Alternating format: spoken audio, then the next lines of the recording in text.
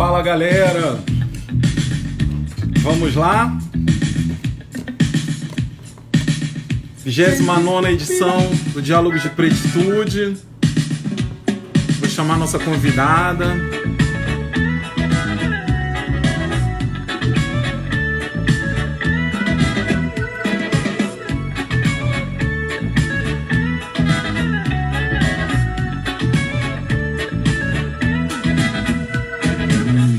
Nos barracos da cidade, ninguém mais tem ilusão.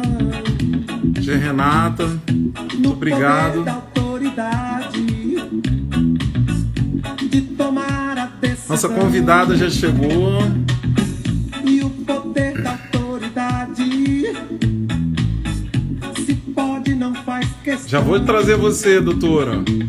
Tô só fazendo aqui nossa legenda. Enfrentar o tubarão.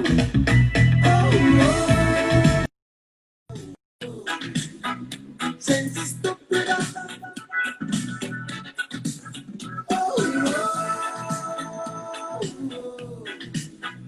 Gente hipócrita. Oi. Oi, Érica, só um instante, só um instantinho. Ok. Só um instantinho, deixa eu ver se o pessoal chega. Deixa eu só ajeitar aqui. Eu também ajeitar a minha. Você me O ouve áudio bem? tá bom? Tá Ouve. ouvindo bem? Ouço perfeitamente. Só um instantinho, Érica. Ok. Não estou com pressa, não. Uma pequena parte já seria a solução. Mas a altura dessa gente já virou uma legião.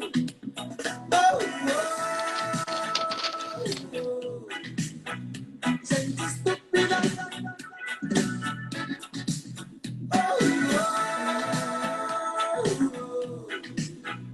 Gente hipócrita.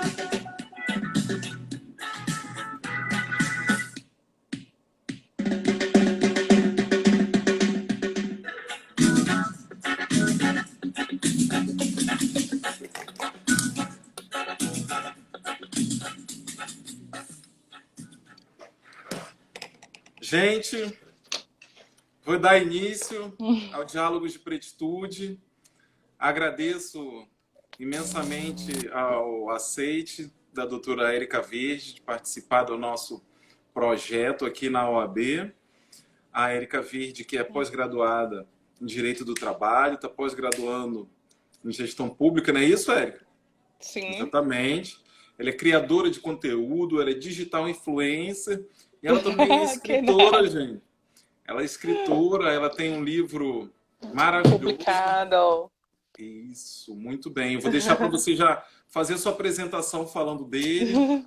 Você fala quando que você lançou, como que começou isso tudo.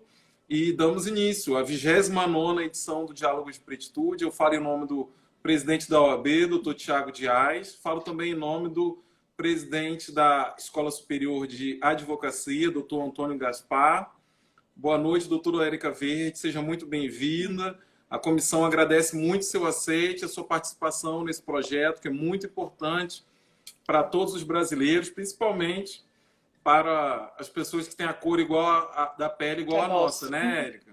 Sim. Boa noite, Eu que doutora. agradeço. Passa Boa a noite, palavra. doutor Eric.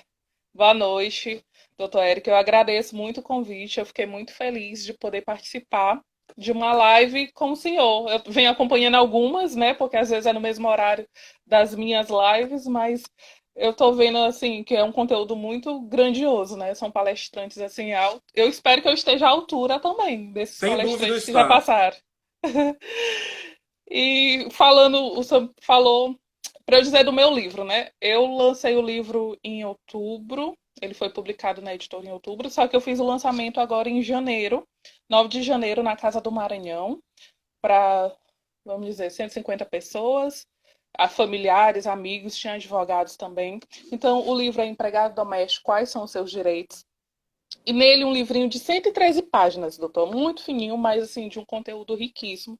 Na primeira parte, eu faço todo um contexto histórico, né, dos direitos sociais, os princípios inerentes ao direito do trabalho, faço um contexto histórico nas constituições brasileiras, falando desse direito social, volto até 1500 para falar que não tem nenhuma legislação na época que regulamente essa relação trabalhista, e na segunda parte eu venho falando da Lei Complementar 72, a Emenda Constitucional 72, a Lei Complementar 150, que é a Lei dos Domésticos, falo da convenção que o Brasil assinou, falo dessa questão prática, como o empregado ele deve se portar, o empregador deve se portar, então são direitos e deveres dessa relação, que ela é muito singular, né? A relação do doméstico ela é muito singular, então eu vim trazendo de uma forma clara, igual eu faço nas minhas publicações que eu faço, de forma clara, sem aquele juridisquês todo, para que as pessoas, principalmente os domésticos, possam entender essa relação. E tem um pouco a ver também do nosso tema, né? Que eu falo que as empregadas domésticas, a maioria elas são mulheres negras, e eu falo que essa não é a única opção para elas. Assim como nós também tivemos a opção de estudar, elas também têm. E elas podem se tornar outra pessoa. Parece que assim, o negro só precisa ser isso, né? Ser doméstico, ser da serventia. E não é isso. Perfeito, belas palavras, Érica Verde. Você não tenha dúvida. Gente, eu comecei aqui com uma música do aniversariante do dia. Eu e a Érica Verde, a gente vai dar parabéns aqui para ele. Gilberto Gil, uma liderança do movimento negro. Sim. Discos incomparáveis. Estava tocando Barracos da Cidade. Para quem não entende, pode voltar aí a letra ou a música ou procurar escutar. Barracos da Cidade, o Gilberto Gil está denunciando o racismo ambiental. É justamente E sobre naquela essa temática. época, né? Aquela época ele já denunciava E atual o até racismo. hoje. Exatamente. Aquela época ele já atuava sobre isso. Quero agradecer aqui a presença. A Adriana falou agora, Adriana Coutinho, boa noite. Eu vi, Boa noite, acho que Adriana. a Valdenice Verde deve ser sua É minha mãe. Ah, que legal. Lógico, ela tem que ser a primeirinha a entrar. Mamãe presenciando aqui a filhota. Sim. Érica, a gente estuda, essa comissão estuda muito a reparação histórica, ela quer trazer a verdade, ela quer trazer a verdade sobre o período da escravidão e ela quer fazer também a reparação histórica. A gente vai já falar sobre um olhar do direito sobre a pessoa negra, mas eu quero aproveitar essa sua deixa que você falou do livro e a gente percebe que logo após a promulgação da Lei Áurea, dia 13 de maio, de 1888, nós viemos aqui falar sobre um parágrafo que aboliu a escravidão. Mas a mulher negra, em si, ela não conseguiu a liberdade dela. Tendo em vista que a mulher branca e o homem branco não sabiam fazer tarefas domésticas, não sabiam cozinhar, passar, lavar roupa. E a gente percebe que esses resquícios acontecem até hoje. Eu costumo falar, Érica, que no dia 14 inventaram o quarto da empregada. Não se podia mais ter a escrava, mas se poderia escravizá-la de uma outra maneira, de uma maneira legal. E que parece que durou até recentemente, né? Com a PEC. Até hoje, Érica, Até tu viu hoje, que foi uma resgatada hoje? Ela vivia, trabalhava na casa há mais de 40 anos, foi resgatada hoje. Várias Exatamente. reportagens já. Exatamente. Entendeu? Então, o seu livro é fantástico, ainda mais vindo de uma advogada negra maranhense. Aqui no Maranhão, Érica, que salvo engano, você deve ter esses números. Eu encontrei com a pessoa que era da associação, ela tinha me passado, salvo engano, perto de 90% ou mais de 90% das empregadas domésticas aqui no Maranhão são negras. Então, isso tem muito a ver com a escravidão, com que a nossa comissão trabalha e principalmente com o combate ao racismo, que a gente faz isso por natureza. E daí, eu preciso ouvir sua opinião, se discorre aí, fica à vontade para trazer uma relação do seu livro, porque, como eu já disse há pouco, né? Empregado doméstico e negro e negra, a gente tem praticamente aí uma aderência muito grande. Eu também, Adriana Coutinho, advogada, nossa colega, eu também quero muito esse livro. Eu vou perguntar para A gente pode marcar na OAB, eu tenho livros aqui, porque pela editora o frete está um pouquinho alto agora, né? Mas eu tenho livro aqui em casa, a gente pode marcar na OAB e todo mundo a gente tem marca, acesso ao livro. Eu preciso adquirir esse livro para ler, faz parte da nossa temática, sem dúvida. E eu quero ouvir sua opinião sobre isso que você até já me relatou, que até hoje, né, nós sentimos Sim. a mulher negra doméstica, ela é o que eu falo, por os homens, muitos saíram dos grilhões da escravidão e foram para as algemas, direto para o presídio. A mulher negra, ela pegou esse grilhão de uma outra forma, foi a segregação moderna, né? Uma escravização moderna, legalizada, institucionalizada, foi a retirada de todos os direitos das empregadas domésticas, que dura até hoje. A gente teve com a PEC da Domésticas um pouquinho de uma melhora, e daí a gente explica também um contexto histórico que isso criou uma celeuma no Brasil tão grande que a gente possa estar vivendo os resquícios disso até hoje, porque a classe média brasileira branca, a elite branca, não é satisfeito com a PEC da Doméstica. A gente também não, porque a gente acha que a gente deveria ter muito mais direitos, mas a gente já vê um avanço, uma melhora, mas a gente quer muito mais. Foi só um aperitivo, né? O que E a PEC da aconteceu, doméstica ela é recente, né? A gente percebe que foi muito outro dia recente. que foi garantido alguns direitos constitucionais para a doméstica, como um Exatamente. salário digno, carteira assinada, 13º, ou seja, coisas que são inerentes desde 88 para o resto dos trabalhadores, para os domésticos foi ontem, vamos dizer assim. Exatamente. Como eu costumo falar, tem um direito no Brasil que é para os brancos e a gente tem um direito no Brasil, um ordenamento para os negros, para Negros. essas classes menos favorecidas que são perseguidas. Eu passo a palavra à nossa painelista, eu já falei muito. Erika Verde, fique à vontade para falar dessa situação, falar do seu livro. A fala é nossa, Érica. Aqui vai ser um bate-papo, não vai ser só um monólogo, né? Eu estava falando que o racismo ele é parecido com o Covid, porque ele é invisível, ele mata e tem gente que não acredita.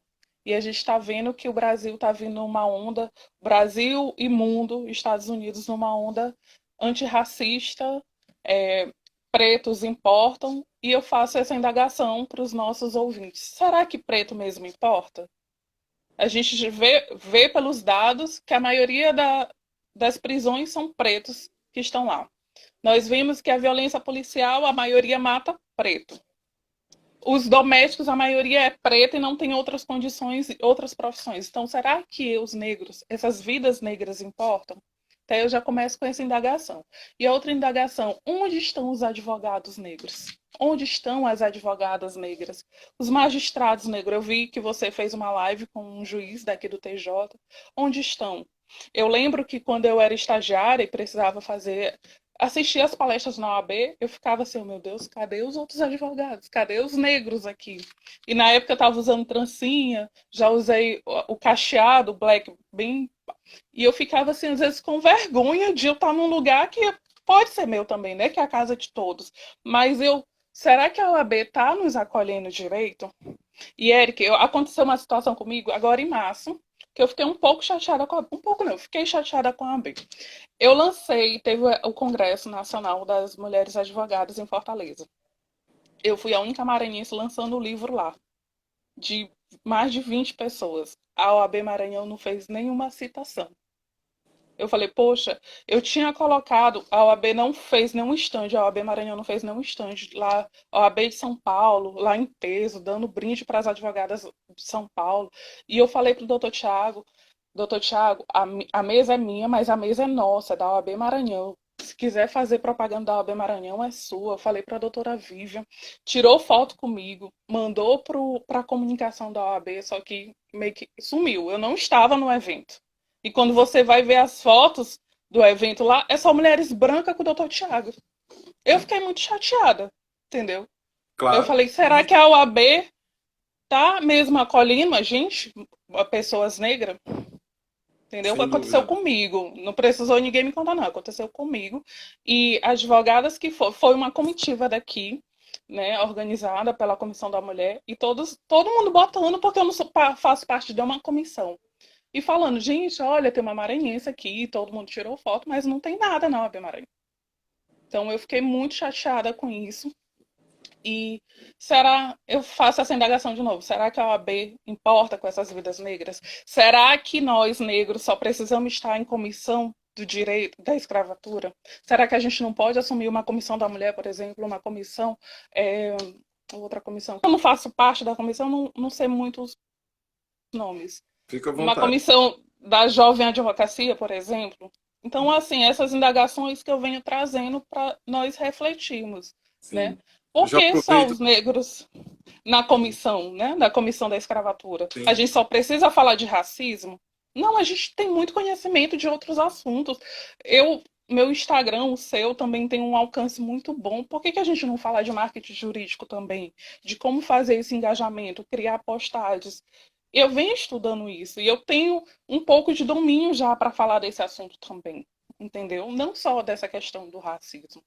E outra indagação que eu faço não é nem indagação, quando a gente coloca no Google, se você tiver aí, pesquisa aí no Google, juiz, só a palavra juiz ou advogado, aparece pessoas brancas, aquele do cabelinho branco lá, você não vê, eles não conseguem enxergar que nós podemos ser advogados, que podemos ser juízes, podemos ser promotores.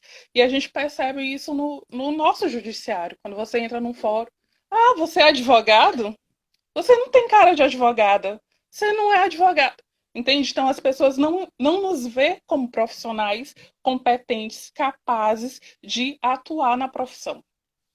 Quiser interferir, Eric, pode falar, Quero viu? pegar essa deixa assim que você falou. É muito importante o seu relato, que a gente está num espaço que é justamente para a gente contar nossas dores e amores, em qual Sim. quantidade e na necessidade que for. Érica, quando eu passei esse tempo todo, eu milito direitos humanos, negritude, né? Quase 20 anos. Na verdade, eu falo que desde criança, né? Eu fui preso com 10 anos de idade por causa de uma situação de racismo. E mesmo sendo do movimento negro desde criança, eu praticava isso no Salgueiro, na escola de samba. Eu sou maranhense criado no Rio de Janeiro. E com 10 anos eu fui preso e mais do que nunca eu lutava pela nossa raça. E quando eu cheguei, que eu tive a oportunidade de virar presidente dessa comissão, eu preciso citar que eu, antes de virar presidente dessa comissão, o qual eu jamais pensei que eu me tornaria presidente ou que eu pudesse até fazer parte, haja vista que eu denunciei a OAB em televisões, em jornais, explicando sobre justamente isso que você falou, né? Um órgão muito embranquecido, o qual a gente não tem o protagonismo no nosso lugar de fala, o qual a gente não se sente representado, e que a comissão teria como um dos objetivos, daí foi uma pena que você não entrou em contato comigo na época, que talvez a gente pudesse interceder junto a você, é que um dos objetivos nossos é empretecer a OAB. Quem estiver aí assistindo, tem uma foto histórica nossa, que foi tirada no lançamento da comissão ano passado, da posse dos diretores, no nosso primeiro evento que se falou, primeiro evento que se falou de racismo na OAB foi realizado pela Ano nossa comissão. passado, né? Ano passado, em outubro do ano passado, para você ter uma ideia, a OAB tem 88 anos, né? E daí a gente também tem que criticar, quando você pergunta cadê os advogados negros na OAB, tem muitos. Mas é uma crítica nossa, do movimento negro, aos nossos irmãos, né? Cadê a consciência de classe, né? Sim.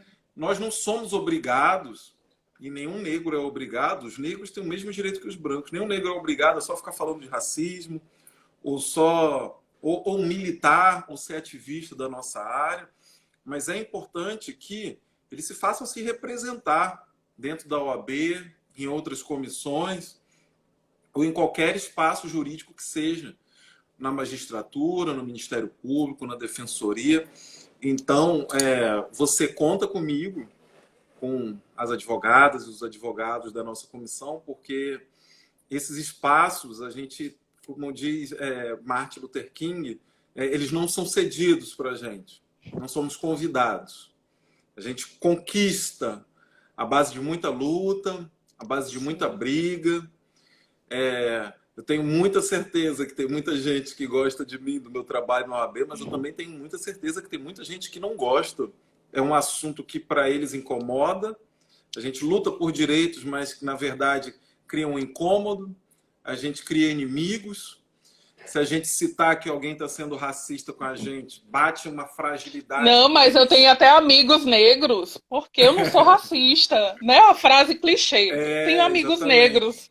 Atinge eles numa fragilidade imensa. Então, eu Sim. não tenho dúvida. Eu não sou uma mulher negra, Eu entendo que esse fardo é muito pior para vocês do que do homem negro, atingiu um patamar um pouco à frente da mulher negra, mas toda a minha solidariedade, eu sei muito bem, não sei muito bem, mas imagino Uhum. quanto você deve ter se sentido desprestigiada, o quanto você não estaria fazendo outra coisa a não ser enriquecer o trabalho da Seccional Maranhão. Mas eu te passo também, Érica, por contatos com outros colegas, esse problema é nacional. Não é só a seccional do Maranhão, assim como o racismo é estrutural, essa estrutura atinge todas as seccionais. É impressionante como fotos de diretores. Aí, se a gente for para o Conselho Federal, então, não sei nem se tem algum conselheiro federal negro. Eu Às fui ver vezes os me pro... presidentes antes dessa live, pesquisassem alguns dados. Não tem nenhum negro Não, não tem. presidente. Não tem. Não tem. Salvo engano, não sei nem se já teve em qualquer seccional no Brasil. No Maranhão ainda não teve. Então é isso que você falou mesmo. Eu passo a palavra à nossa panelista para Uhum. ela discorrer mais sobre o que ela É, desejar. Fica à vontade. Eric, eu comecei a fazer o meu Instagram profissional, né? Então, 1 ano e meio, mais ou menos, comecei a mudar de pessoal para profissional, era privado para público, e comecei a falar sobre o direito do trabalho. Então, eu sentia a necessidade de me conectar com mulheres. Eu via que não tinha mulheres que eu pudesse me inspirar, vamos dizer, advogadas, né? Porque agora a gente vê a Maju lá no jornalismo. Então, a gente já começa a criar referências e o quanto isso é importante para nós. Então eu comecei a postar das minhas conquistas.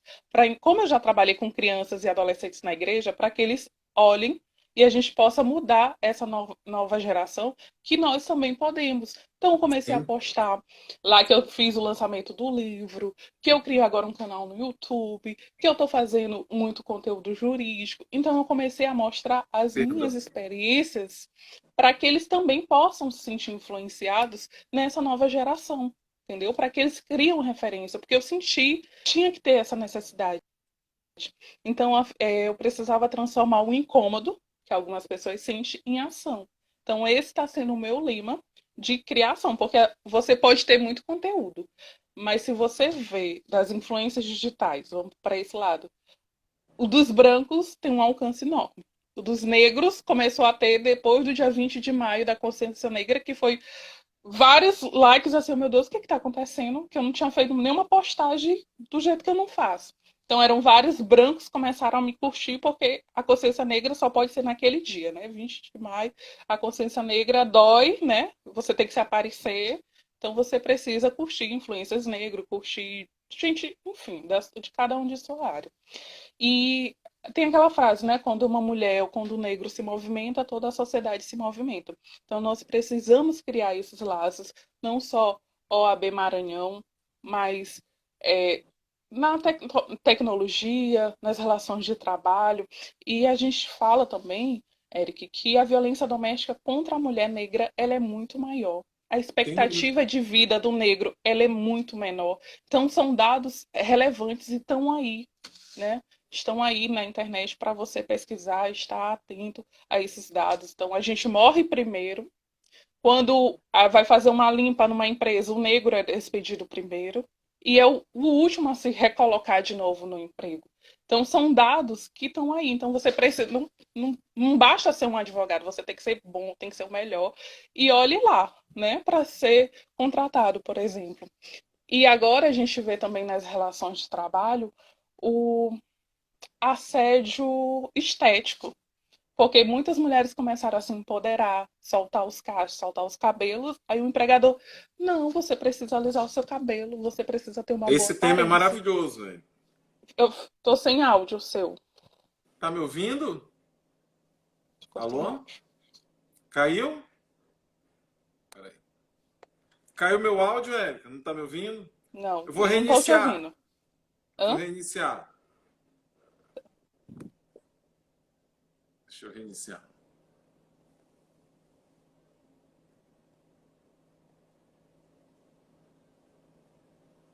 Fale aí, por favor.